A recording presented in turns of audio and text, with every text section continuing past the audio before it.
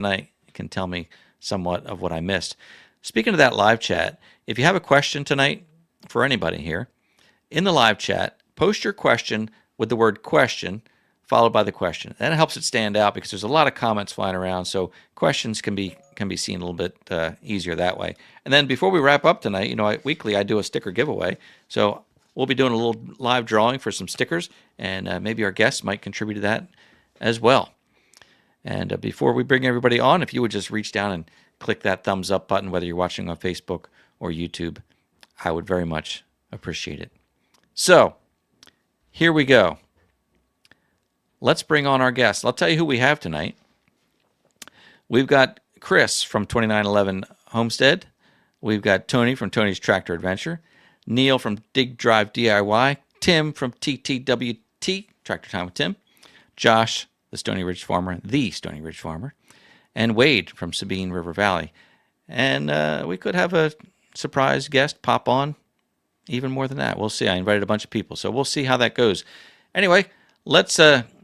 I'm going to bring all these guys on kind of, well, one at a time, but in a quick row. So say hi to Chris, and say hi to Tony, and Neil, and Tim, and Josh, and Wade. Say hi to Chris. Here we go. And say hi to Tony. Somebody's got some feedback. And Neil, and Tim, and Josh, and Wade. So I think it stopped. Hello, fellas. Hello. Hello. How are you? Who is going to sing? Who's going to sing the Brady Bunch theme? Dun, dun, dun, dun, dun. Neil's the one that used Alice. So I just had a Brady Bunch theme in my latest. There you go. Tim's the Alice in this one. All right, Wade. I could hear that. So we have no feed. Can you guys all hear me? Mm-hmm. Sounds good. Oh, yeah. Believe it or not, we were all on just a minute ago, and we tested everything, and it was working fine. So we're in good shape. So first of all, I want to thank you all for joining me tonight. It really means a lot to me. These are all folks that I got to hang out with the last few days, last week, and what a pleasure it was to spend time with you face-to-face, in person.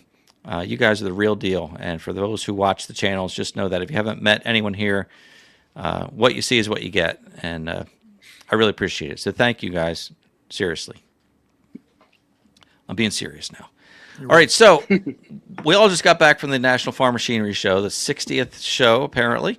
I looked at their website. They're already promoting the 61st show for 2027. So it's rolling right along. It's a great show. It was, I think, only my second time there. I'd gone to the Equip Expo, which is at the same location, and then this show last year, and then again this year. So it's a lot to see, and a lot of fun. We just lost Josh, but I bet you he'll be back. So let's go in order and introduce the folks here tonight. We've got Chris from 2911 Homestead. Chris, how are you this evening? I'm good. How is everybody? We're all doing well. Tell us in 30 seconds or less about your Homestead channel. Yeah, so we raise rabbits and chickens. I have 2 tractors, TYM 2515, LS 352, and we divide our time between our land, 5 acres in North Georgia, and we have 23 acres in East Tennessee that we're developing to be our forever home. And this is pretty new for you, right? You're yes. Sort of ground up here going from this. So my new channel has been around a couple years, but yeah, we all new stuff to us. Never been a tractor owner, but grew up around them in the country. So my grandpa always had tractors and stuff. But yep, it's going to be fun to follow your journey. That's for sure. Thank you. So Tony has been around a little bit longer, man. What's going on with your channel? You always have all these different projects between the cabin build, and of course Tony's the he's the TYM guru. We have a couple of those here on tonight though, but what's happening in your world, Tony? Well, just trying to get at least one project finished. Seems like we're always starting a new one before the last one got complete, or we go to a show, or we have a horrendous ice storm, stuff like that, But no, right now we're just trying to get the sawmill up and running again. We've actually, it is up and running, so we got a lot of stuff that's going to be sawmill oriented here in the near future. lot of builds. Nice. And you did a lot with the sawmill a while ago, Right. And you built some great things with that. So we're going to see that start to kind of reappear on the channel. Yeah, we got quite a few outbuildings that we're going to build for the homestead, and I'm looking forward to that. That's exciting. Wade from Texas, the Sabine River Valley. What's going on? What's happening with you, and what kind of things are you doing? Or maybe you can introduce your channel a little bit to the good folks here. I am new to farming and just making a bunch of mistakes on camera and, trying to act like I know what I'm doing, but don't really know what I'm doing. So, but it must be working because I had Tony running the camera for me. He's become my cameraman. Nice. Right. At these events. So I finally found something I'm good at. Nice. So he's not a farmer, but he plays one on YouTube. That's right. Right. Nice. Excellent. We're glad to have you. Wade's the other TYM guru. So if you want to know any technical specifications, Wade's pretty techie. He knows all those numbers and everything. So thanks for being here, Wade. Appreciate it. Tim from Mega Shop Time with Tim. You've still heavily involved, obviously, with tractors, but gosh, that project you've been working on is incredible.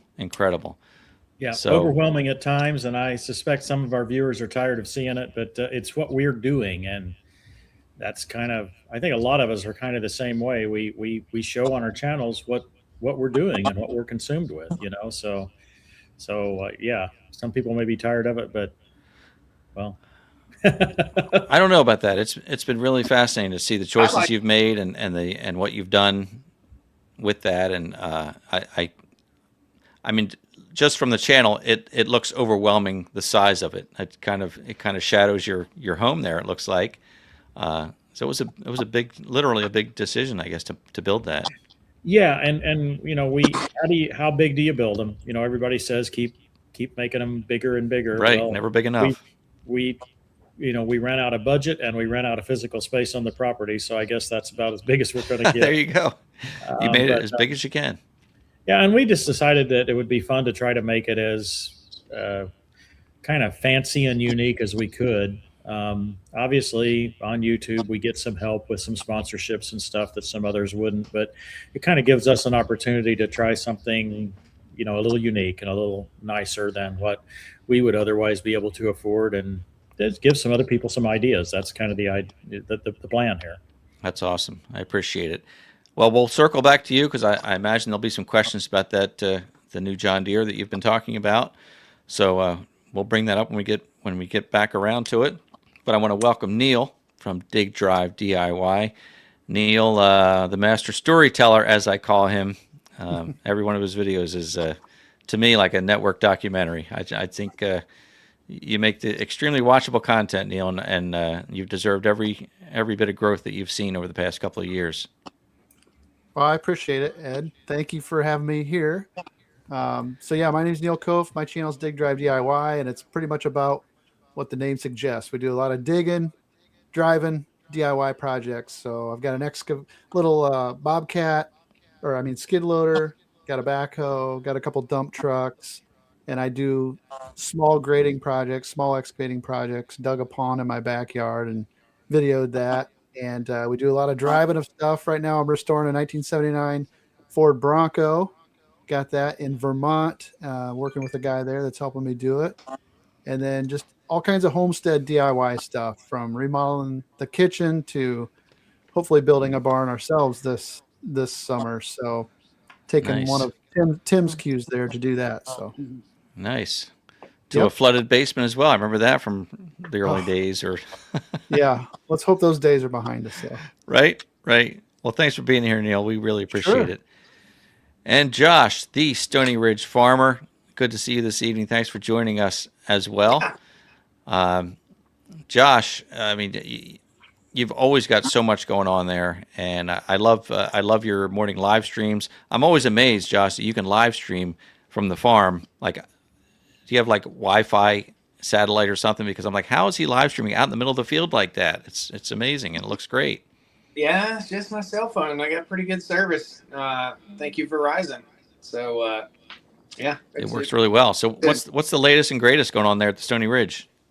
I just got in from feeding the cows and fixing dinner, and man, it's just really just got back from the show, from the farm show. Left the farm show and then went to Atlanta for a little surprise thing from Honda, and just rocking and rolling, man. Do love all your guys' channel. Neil, man, I've never talked to you before, but love your channel, man. I watch your videos. So and I'm jealous of him because he's actually getting his work done in his shop, and I'm not. So yeah, that's awesome. You got to always respect the ones who get things done, right? Yeah. He's doing this. Money. I'm like, oh, stick it back in my pockets, man. For sure. But it takes a lot. Yeah. So we're glad to have you here, and I think we're all probably safe to say we're all a little bit cross-eyed from that trip to the Farm Machinery Show. Just showing up, spending a few days there. Again, 1.2 million square feet. And they're adding on to it. I don't know what they're doing there. That's like, how much more space do you need? But it's overwhelming. It's so much to see. I shared on Facebook that I drove home. I left the Farm Machinery Show and went to visit family in Tennessee, which was a 4-hour drive from the Farm Machinery Show, which was a nice, that's doable, 4 hours. And then from there, it was 14 hours home. So I spent a couple days there. And then yesterday, drove home straight through 14 hours. It was raining when I left.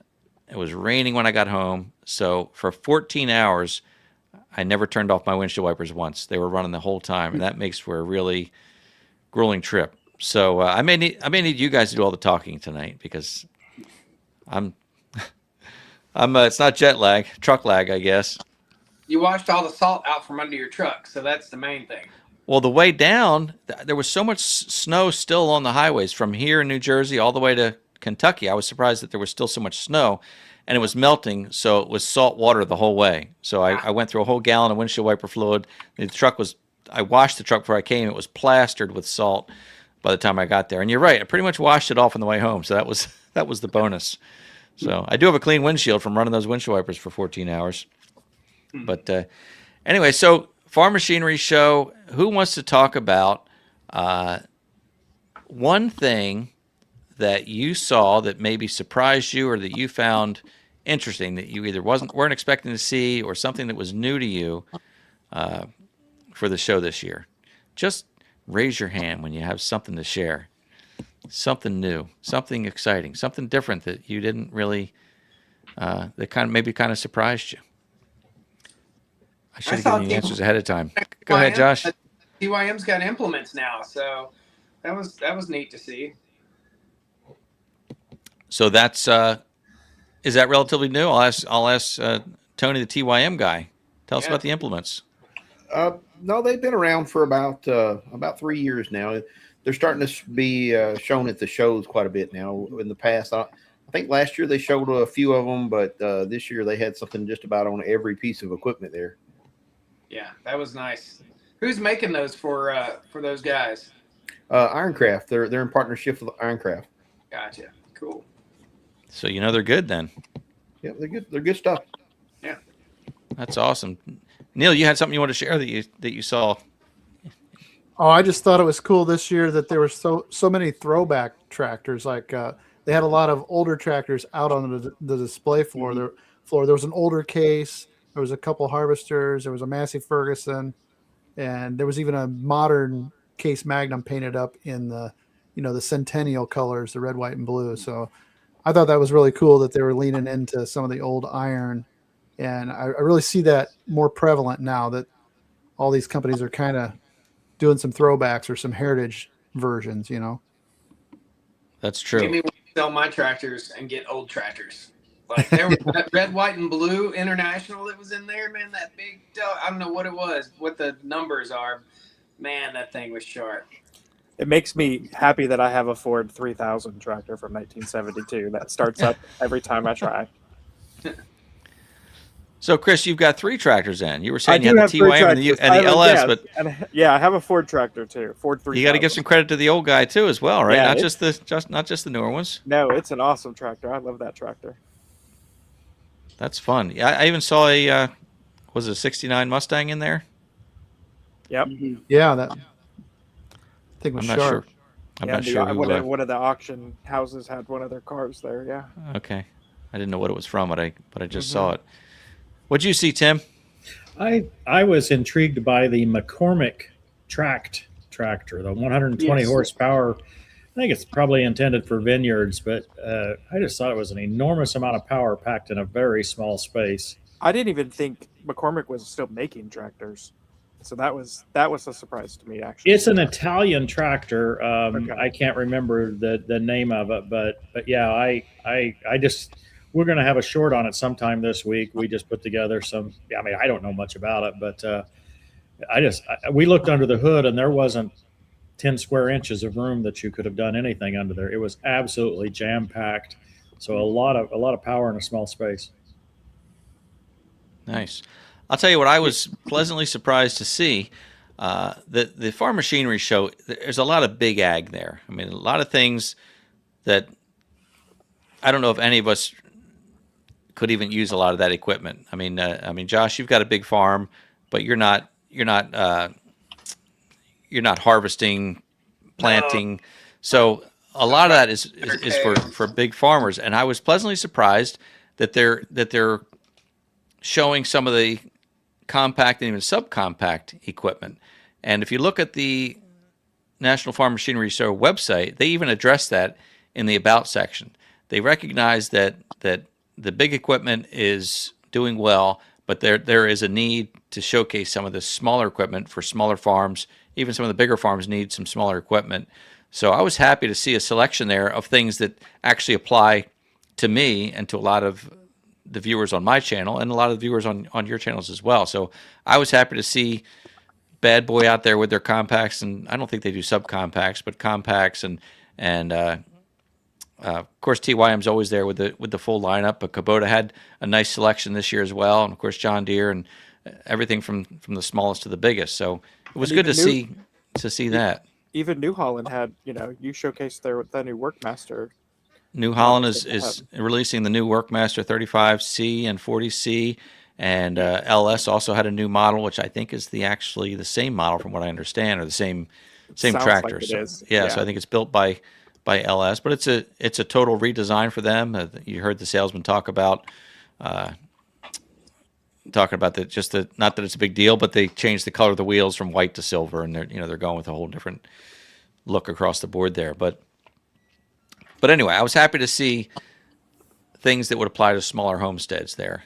I think there's been starting back when Tim was, he started his channel. That I think that was a big turn in the whole national interest. A lot of people, big farming is so much corporate now that there's not as many, small time home farms anymore, but there are millions of people who are buying, that 15, 20 acres of land, and they need a piece of equipment. And myself personally, I remember watching Tim's videos way back in the day, and because we were doing the exact same thing or wanting to do the same thing. Tim started the revolution. Yeah, I'm the old guy. Definitely one of the first ones, but I'm not saying that. I think there's the people were already there, but right. you gave them an outlet, and gave them they didn't know they needed it till they seen it on Tim's channel. Didn't know it would do it either. I mean, when we started, every other comment was, that's nothing but a lawnmower. It won't do anything. And we just kept proving them wrong week after week after week. And I don't get that on my channel hardly near as much as I used to when we first started. Yep. Yeah, and the fact is, like you said, Tony, there are thousands and thousands of people who are interested in that quote unquote lawnmower. Call it what you want, but that's what people are buying, and that's what people need to learn about and I was learn looking how at to the use. stats the other day, and it was like, under the 40 horsepower and below tractor, it's like 80%, maybe more. I don't remember the exact number, but it was really high percentage that were first-time tractor owners. They've never touched or owned a tractor in their life, and they had their career, and now they want to, do a homestead. Yeah, there's also a Everybody's got a big tractor, shift. right? Go ahead, I didn't hear Chris. you, Doc. Yeah, there's also a big shift of people moving to the country Oh yes, and wanting absolutely. to get out. So like that's happened. I mean, I since see two. 2020. I see two distinct groups. You have the retirees, and then now because there's so many people that are able to work from home via Starlink, that they're not living in the cities. They're moving out because the cost of living in the country is so much cheaper, and they can just work from home, and they are doing that small time. I get a lot of people that are in that 30, 40-year, old age, and they're doing homesteading via working off of a computer. I'm Because you one can. of those people. There you go. Same here. You've got that. That's true. And that, again, Chris mentioned since 2020, since COVID, the world did change. We learned that working remotely was possible. We had to do it starting then, and then a lot of companies didn't move away from that. Sure. I worked for a company where I started working remotely, and I was able to continue to do that because, I mean, face it, we're at a point where our office is in our hand now, for the most Absolutely. part. You might have this, and you might have a laptop. Two things that, with whether you drive 30 minutes, 45 minutes to an office, or if you open it up at your kitchen table or office table, it's all there. It's all the same thing. So other than, if you have to interact with staff, that's one thing. But for the most part, if you have a job that you're doing, you can do it remotely, and that saves people commuting time. So that allows them to do some of this homesteading and hobby farming that they're doing. So it's I don't know if it's slowing down at all, but it's still a pretty big movement. I wonder how much Starlink has, influenced that movement, because it opened up so many markets or so many different areas for people to move to. I would say absolutely, because there are so many rural areas, even here in New Jersey, the most densely populated state in the country. We happen to live in probably the most least populated area of the state, but still, there are very rural areas here, even in New Jersey. And that doesn't compare to states across the country.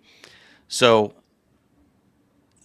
having Starlink, and I don't know there's anything else really that competes with that, but to open up that opportunity to have high-speed internet virtually anywhere has had to make a major impact. In fact, I know that when Ann and I bought this farm, we daydreamed for years and looking at different places.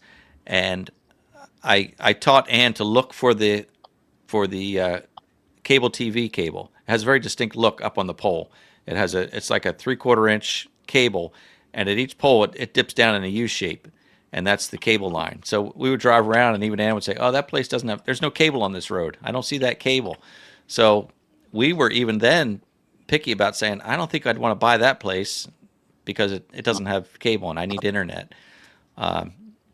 And now that was just a few years ago. We wouldn't have that concern anymore because of Starlink and that ability. So that's a great point, Tony. I think it's opened up a lot of opportunities. I think it's helped out the Middle East a little bit too. Think so? It's everywhere. It's everywhere. So, well, you demonstrated that years ago on your farm, right, Josh? With the Starlink, you had the little satellite set up on your front lawn, as I recall. Just Yeah, it's still sitting there, man. Is that right? Yeah, I have access to faster internet now, Spectrum, but I still use Starlink. So it's it's still there. It's great. So quick little poll: who on this panel depends on Starlink for internet? Right here. Look at that. So almost half of us. I don't have to. I choose to. Okay. I almost In went with it. Georgia. Yeah, I looked at it because the numbers showed that it was actually faster than the cable we have here. But when I read into it, it said basically the comments were you're better off to go a hard line if you can. It's just going to be more reliable, and so ours is fast enough. No complaints here. Look, I'm live streaming in 1080p with all these folks, so it's working out all right. So we have cable here that is extremely slow, and my neighbors have it, and they'll call us whenever we're having a big storm to see if our internet's working, because ours will, and their cable will go out. So they got the hard line, but theirs is constantly going out, and our Starlink is just up and going. Yeah. Yeah.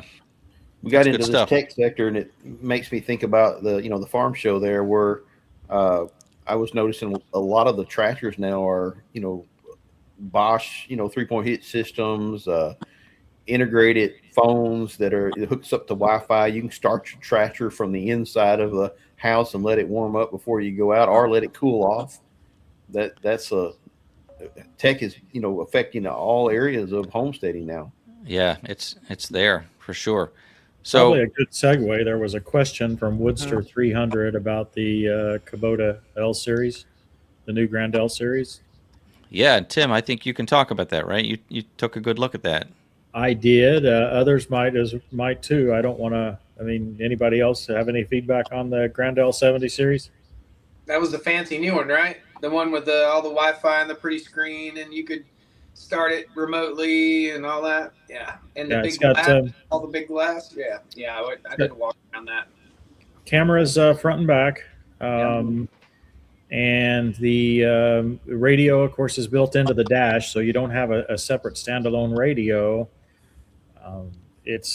It really was impressive to me. I think it's by far the most advanced compact tractor on the market.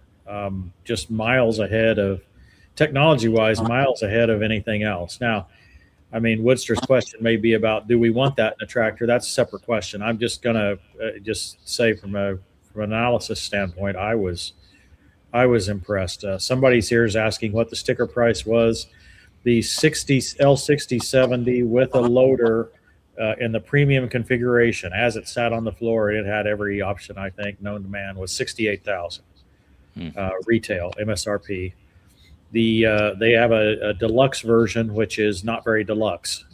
It's poorly named. I mean, it's got the cab, but it's a primitive cab. When I say primitive, it's probably like most other tractors instead of like that series. And I believe it was the 44 horsepower version was 55,000, I believe. Right. Well, it only makes sense to start to see that working its way into these tractors. I mean, it's in you look at what our vehicles have, our cars, it only makes sense. But tell me this, Tim. Tell me, Tim, did it have a clock? I don't know. The Coyote does. Right. The Coyote does. That's my rant. I want a clock. In our next video, I'm going to point out that the Coyote CK4040 has a clock. All right. Please do that. Here, Ed, here's your clock. He's a simple man. He just wants a clock. I get it, though. I mean, when you commented like that, it makes sense to me, because you have to fish out your phone. And if there's any place that time goes fast, it's while you're on the tractor. And hours can pass while I think 30 minutes have passed. That's right. But you're right. I'm always digging for the phone. And such a simple request. So Watch, man. Well, yeah, but I haven't worn a watch for, I don't know, 30 years. So. I'm gonna give you a clock on the tractor story. Okay. So when I first got the farm and I first got all the tractors and machines, I went and bought those little peel and stick clock to go in every tractor, like stick it in there somewhere, So I had a clock, kind of like yourself, and I was like fighting them, and they'd fall off and they'd get wet and they get ruined. I was like, you know what, you idiot? Why don't you just buy a watch? And I started wearing a watch from that point forward. I'm not wearing it right now, but I started wearing a watch. Problem solved. Everything technically has a clock. Wherever you go, there's a clock now, right? So yeah. I did try an Apple Watch for a while. My brother had given me his after he got a new one, and it just didn't work out for me. It wasn't my thing. But worry you to death, right? It's smart though to wear a watch. That's a funny thing for sure. So hey, a little shout out, since Tim was just talking a moment ago, but Chris, our friend Chris in the Watershed Overlook, nice compliment for Tim, who made Chris realize that a compact tractor was an attainable thing, and you don't need a 100-acre farm. So even small property owners can have a tractor, and that's true.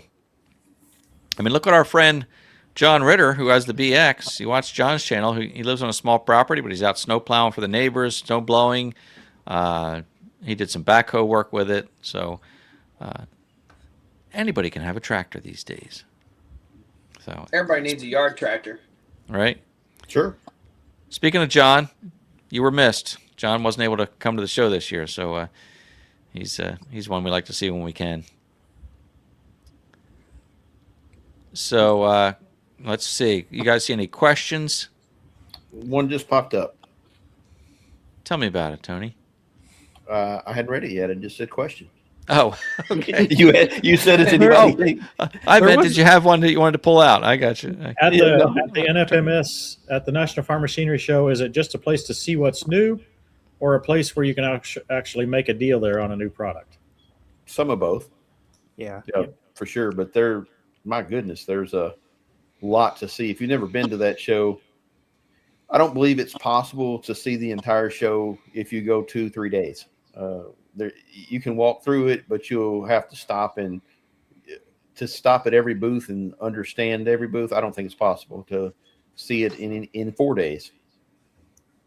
I had one of the old timers from Massey Ferguson tell me that the days in the past, these old farmer guys used to walk in here with their checkbook at the farm show, and they'd be buying stuff off the floor at the farm show.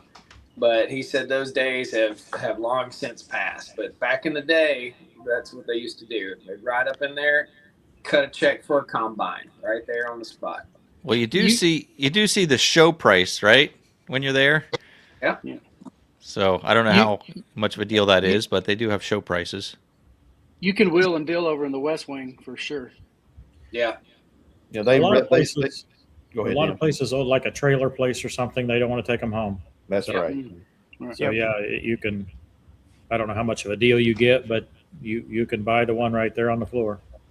I mean, like the TWAM tractors, they are already sold before they get there, because as soon as the show's over, they're leaving there and going to their prospective dealers. So I go to the Sunbelt Ag Expo every year in Georgia, in South Georgia, and this year TYM actually brought the local dealer in, and they sold all the tractors before they left. So all the TYM tractors were sold. I don't think John Deere cared about, but there was at the Sunbelt Ag Expo, each tractor company has at least one dealership represented within their spot. Well, like Tim said, a lot of these folks don't want to bring the stuff home. I saw that with the Equip Expo. You know, you stay at the end of the show, they're offering half off, not on tractors, but on different pieces of equipment. If they don't have to haul it out of there, you can get a pretty good deal. I was going to say there's such a variety of stuff, though. It's not just big equipment. There are so many vendors and tucked away in the corners and the far reaches of that place that there's a lot of deals to be had. But especially on the smaller stuff or the attachments and things of that nature, there's a ton of those guys that would rather not haul it home. So I talked to the guys at the Crown Royal stove booth, and they were hauling show stoves with them because they were nearly sold out of product. And so they were taking orders at the show, but they didn't have any product to really sell off the floor. So it just varies on what you're looking for. Neil, did you make your way around pretty well? Did you see the Not really. No, You were only there one day, right? I was only there one day, and I didn't even see half of it. I bet You're gonna have to set aside a couple days, Neil. Come on. I know. There's so much more, but yeah, it gets a little overwhelming at times just because there is so much. And if you set out to try to see it all, you're going to have your steps in. You bet you are. Yeah. You got to have a plan too. You got to kind of work a plan and have a direction. So there's not much time for socializing if you're going to try to see the whole thing. And that's the problem. Socializing. Our friend Evan from Country View Acres, he wasn't able to join us tonight, but I know he spent the entire first day. I teased him like he didn't leave this 6 square foot area. Like he stayed there just talking to people the entire first day. And you can do that if you're not careful. You just get sucked into conversations, which are great. I mean, I love it. That was honestly my favorite part of the show. Absolutely. Was talking to people, talking to all of you guys, talking to viewers, talking to vendors. It's really a great time to just to just talk to people with similar interests. Question: do you set up a map or a map of all you want to see, or do you just walk around? That's Manisto Key. Manisto Key. Manisto Key. Is that how it's said? Manisto Key. So it was my first year. Oh, sorry. It was my first year going. So I didn't know what to expect. I had really no expectations. I had just seen what y'all have had posted in previous years. So I did take Wade's advice. Thursday morning, I started in the West Wing because I knew if I didn't, I probably would have never got over there. And I did do a lap around that to see what was in there. And that was a lot of smaller vendors and stuff. But I felt like I saw pretty much everything, at least glanced at everything. I may not have stopped and looked at all kinds of stuff, but I just kind of walked around a few times. I recommend coming to the first show with no expectations. Just go through and just start at one end, go out the other, and then next year make a plan. Because I don't think anybody can cold turkey that show and have an adequate plan. It's just once you get there, you're just overwhelmed at how big it is. Mm-hmm. Yeah, and maybe if you have something specific that you're looking for, make sure you focus on that. Or if there are specific vendors that you want to see, even if you don't have the map, like there are at least 2 vendors that I meant to talk to, and I didn't do it, and I felt bad when I went away because I never got over there to talk to them. So I think it would be good to have a list so you could at least kind of have a checklist, like, oh, I didn't see so and so yet. Let me be very intentional to make that happen because the time goes by quickly, and there's just so much to see, and which means there's so much to miss. There was a vendor that I've worked with that I kept looking for and couldn't find them. And the West Wing, I don't know if y'all have ever been over there, but the West Wing has a little section off to the side of it that's like the West Wing, and you don't even know it's over there. And so you got to go down this little hallway to get into it. And so I found them back in there, but it was funny because I think it was Machio was stuck back there in that little, the smallest section in the whole building. So, but anyway, there's so many. I was surprised in the West Wing on how much big ag was in the West Wing. I was like, this building's tiny. So like the big equipment that was in the West Wing surprised me. Yeah, the West Wing has like a lower ceiling, and it's maybe not as bright inside, so it has kind of a different feel to it. But there's still a lot in there. And then I found out when I got home, because I didn't look at the brochure until I got home. I should have looked at it while I was there. But apparently on the second floor, there's like a craft vendor section. Did anybody make their way up there? I haven't been up there before. Saw people walking down the stairs. I was like, it must be a bathroom up there, huh? Well, listen, you can go up there and buy a massage table, massage chair, water bed, any kind of craft you can think of, homemade wine and jelly, and you name it, it's there. It's hugely busy too. You can hardly walk through it. That's cool. Yeah. And they said that they're tearing that West Wing down. This was the last year for it. They said. Is that right? Okay. They were waiting on people to clear out of there, and it was coming down, rebuilding it. Well, you saw is that what the back of the new construction was for? It looks, that's what it looks like. So. Yeah, the Crown Royal vendor I was talking to said they've been in there 25 years in the same spot in the West Wing, and they were kind of disappointed because next year it was going to be all different. It'll be different. How about that? Woodster has another question about Neil Messick had talked about a top secret tractor. You think that's what you were talking about, Tim? The one we talked about a little while ago? I don't think. I mean, no. The Grand L 70 series was announced in October, November at their dealer show. So I don't know how recent was this video, Woodster. Yeah, I wonder. Well, we'll see if he responds with that, and then Phil from Peterson Farm, Little Nashville. It's good to see Phil very briefly, asking if we saw anything non-tractor related that was intriguing or useful on a small property. There are a lot of vendors who produce smaller pieces of equipment, attachments, things like that. I liked the Ironcraft stump grinder with the chainsaw holder on it. Even though that's tiny and small, I was like, oh, another place to put a chainsaw. I like that. Nice. How big was the stump grinder? I don't remember how big that one was. It looked like a 24-inch to me. Yeah, it was 24. Yeah. Mhm. Okay. Yeah. Boys, I hate to say it, but I've been beckoned for supper. Well, I'm going- congratulations. Yeah, I'm going to let you fellas go, but I really enjoyed it. Thank you all so much for inviting me in. And Good to see you, thank you Josh. guys that are Good to see you, watching. Josh. Thank you so much. Enjoyed it. I'll tell you the thing that I was most impressed about the show real quick before I go. The number of FFA students, young people that were there, was super cool to see that many young people there that were interested in agriculture. That was the coolest part, I thought, of the whole show. That's a great point. I saw, I guess it was the second day, maybe it was Thursday when I walked up. There were buses of kids there offloading. And I thought the same thing. I thought, this is fantastic to see all these young people here. And, you know, maybe for a lot of them it was a field trip, a day off school, but still they were definitely interested. And again, FFA The is a great future organization. is hopefully bright. The future is Right. hopefully bright. Yeah. Goodbye, everybody. Thank you guys so much. Thank you, Josh. We'll be tuning in Josh. to the Stony Ridge Farmer. See. Enjoy dinner. All right. We're symmetrical. Yes, yes. Is that the word, symmetrical? Symmetrical. For There's, sure. On the FFA thing, I don't know if people realize how much job availability there is in the ag space. Like, it's not just farmers.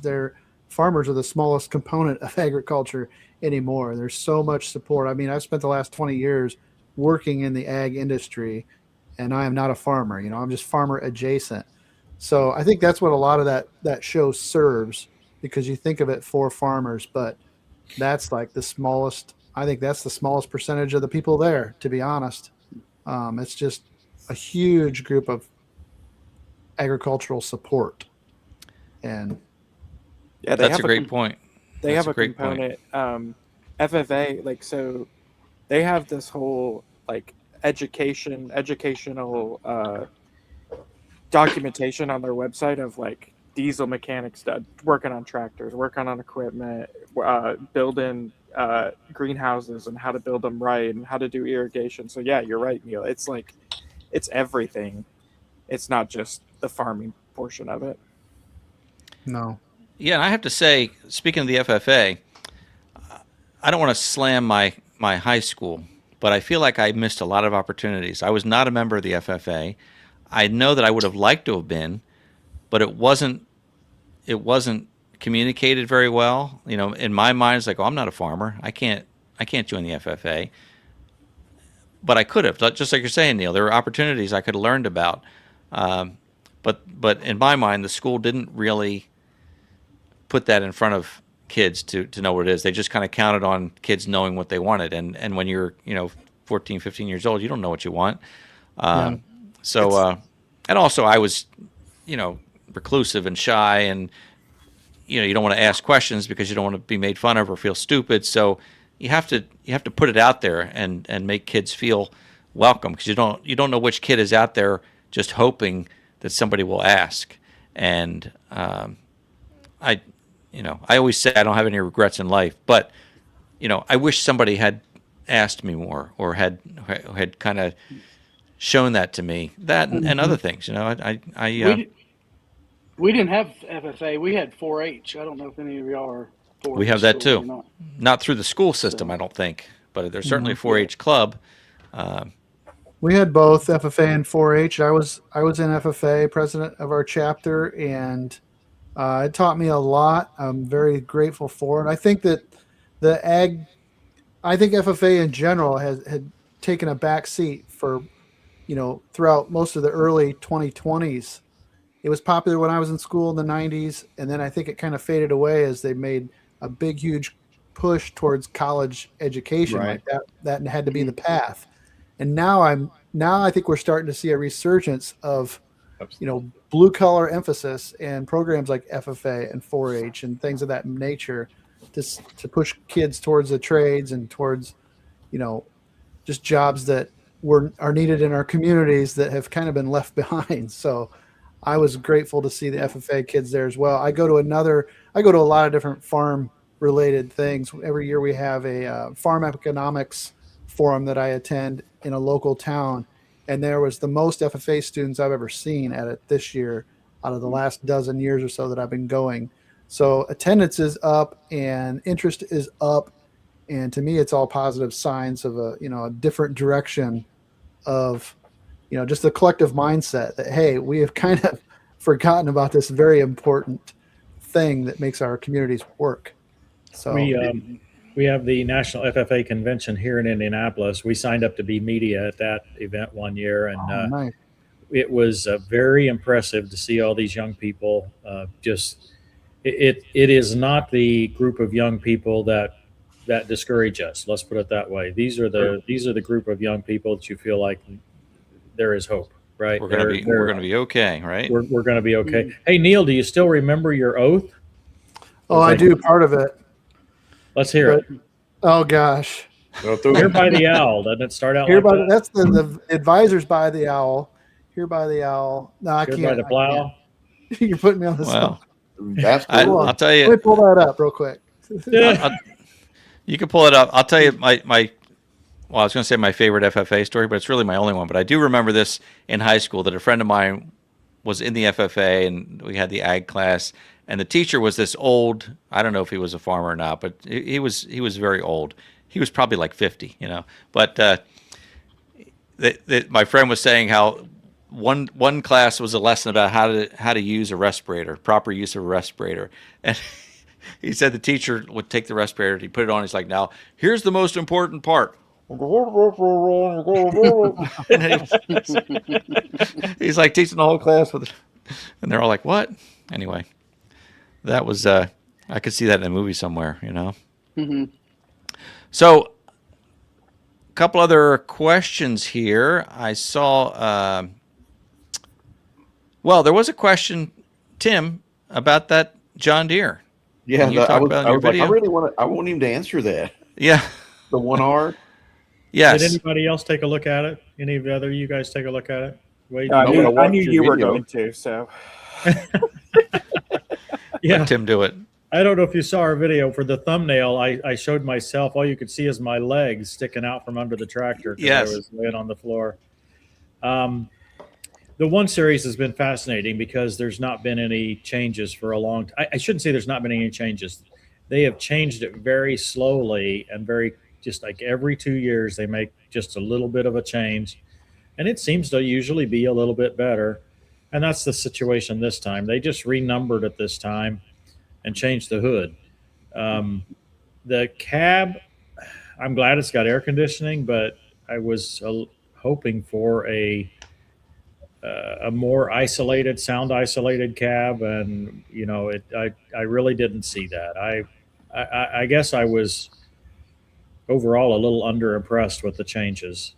Doesn't really surprise me. That's kind of the way Deere's going now. They really don't make very big changes. It doesn't seem like anymore.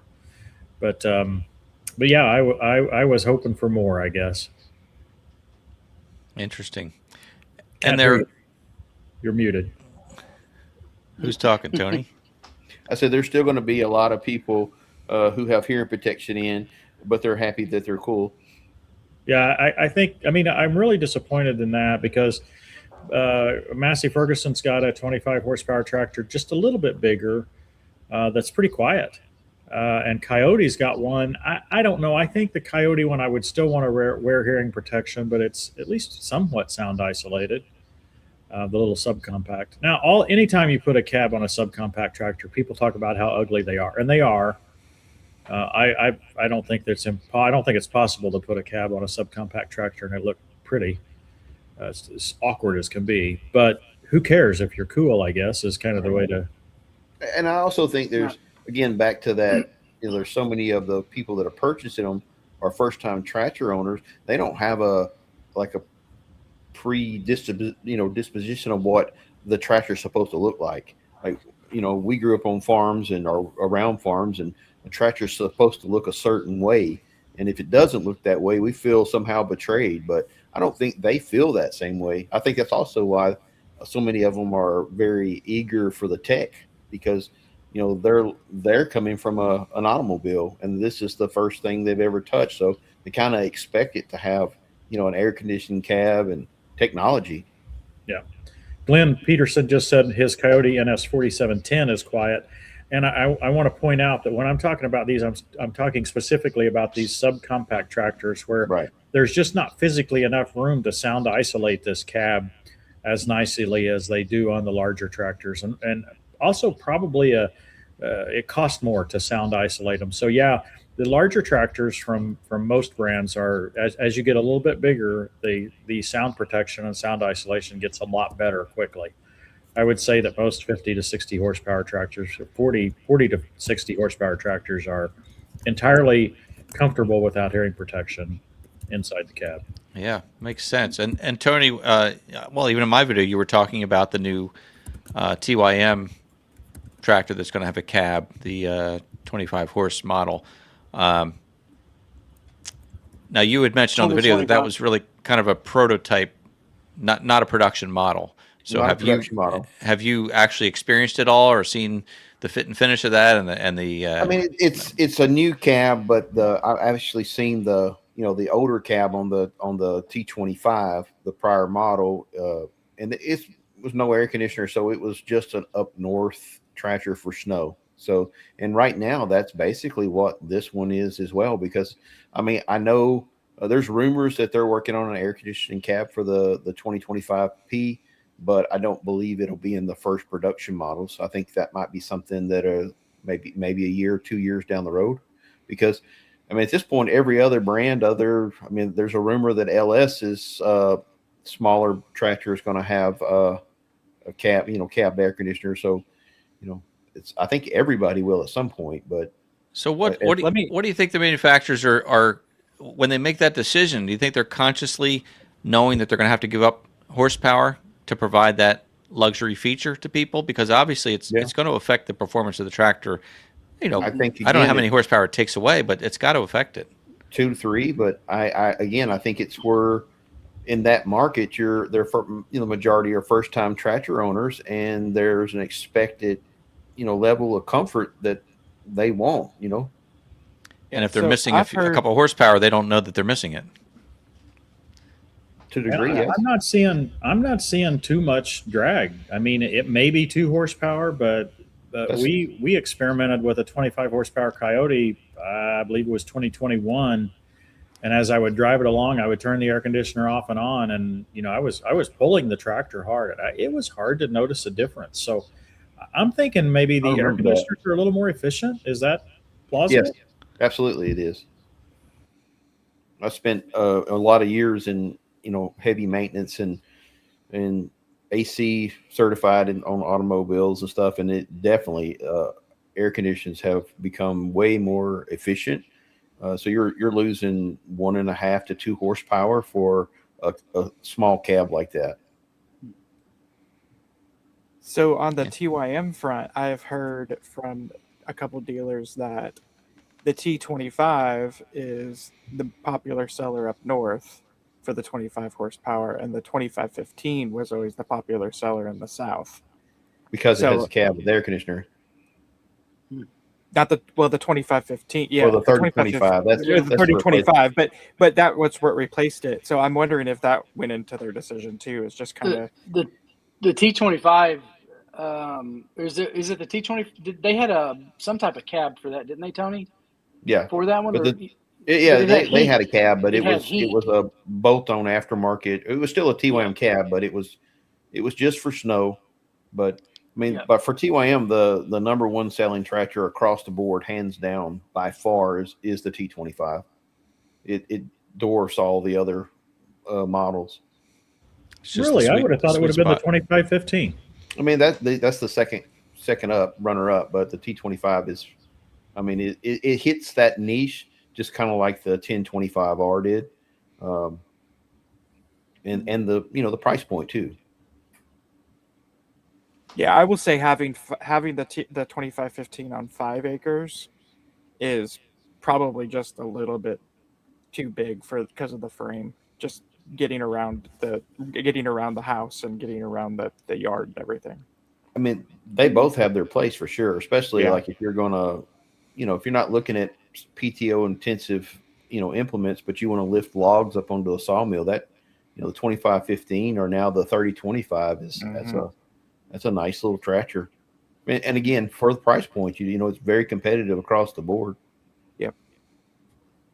Very nice. Hey, I want to give a shout out to Chris from the Watershed Overlook. He is our moderator extraordinaire, and he's posting links to all your channels for folks to click on. So if you want to check out any of these channels, follow Chris's links. And thank you, Chris, for doing such a great job as a moderator. Right now, before we wrap up, you know what time it is. It's time for the sticker giveaway. And I do this every week. So for those who are watching live from YouTube or Facebook, you can participate in this sticker giveaway. The way this works is I'm going to put a word or a phrase on the screen, and you're going to type that in the live chat exactly the way you see it, and then we'll do a random drawing. If any of my guests would like to contribute to this sticker giveaway, I will share the winning information with them as well, and maybe you'll be surprised by what you get in the mail. Look at that. Neil's holding one up right now. Excellent. All right, well, let's get this done now. So we're going to put this word on the screen as soon as I click share screen. There we go. So in the live chat on Facebook or Instagram or Facebook or YouTube, type in the word, not the word, but the hashtag NFMS, National Farm Machinery Show 26. It could be uppercase or lowercase or a combination of either or, but that's what we're looking for. Type that in, and then we'll randomly draw someone as soon as this music ends. Sound good? How many people are in the stream right now?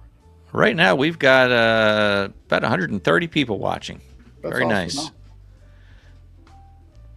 So we'll get about, sometimes we get 30, 40 entries. We'll see what happens here. Just rolling. Make sure you use that. Make sure you use that hashtag. You have to have the hashtag, and that's not spelled right. This one is NFMS, National Farm Machinery Show. No, it can be uppercase or lowercase, Right. or a little bit of both. Or a mix. But you gotta have the hashtag. It's gotta be there. See, Mikey there has all lowercase. That'll work. Or uppercase. That works.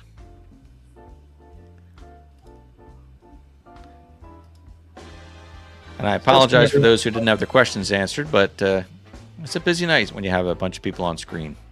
They were scrolling up through there pretty quick. Yeah.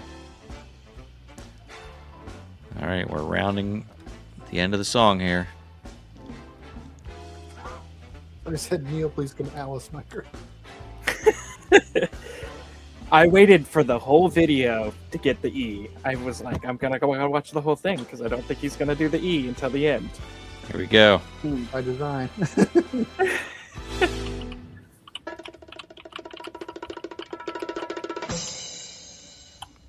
There we go. There's our winner, Kajak 143. Congratulations. You're our winner tonight. Okay, so here's how this works then. You, the winner, will need to send me an email, and you will send an email to contactmcgtv@gmail.com. Send me your name and your postal mailing address, and I will send these stickers to you. I will also share that email with the fine folks on the screen, and you may receive something from them. Definitely from Neil. He's got something there going on. So, congratulations, if I'm saying that right, Kajak. So shoot me the email, and we'll get that out to you. There we go. Awesome.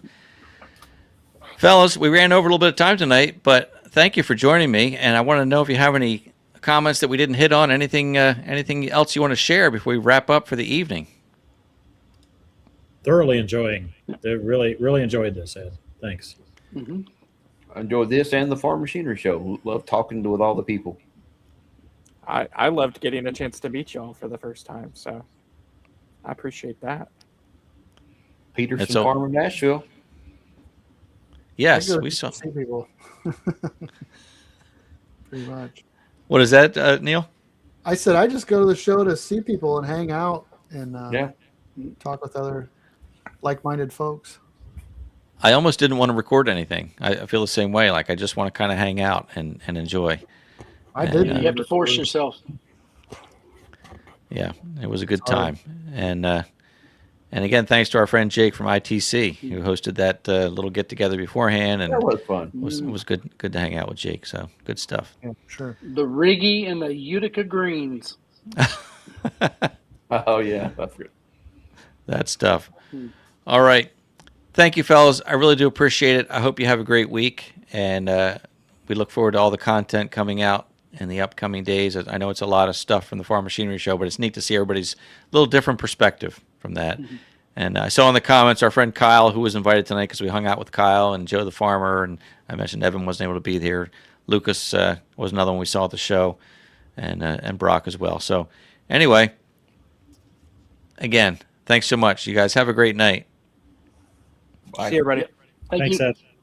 See ya. Well, Thanks, thank Ed. you all for watching tonight. I really do appreciate it. As always, tuning into the live stream means a lot to me. Of course, watching the channel, your support is really at times overwhelming, and I just appreciate it so much. So I hope you enjoyed this. We'll have to do this again sometime. It's always fun to have guests on to talk about what they're doing on the channels and things like that. So definitely happy to have that. Thanks for being here. Again, have a great week. And as always, I look forward to seeing you next time.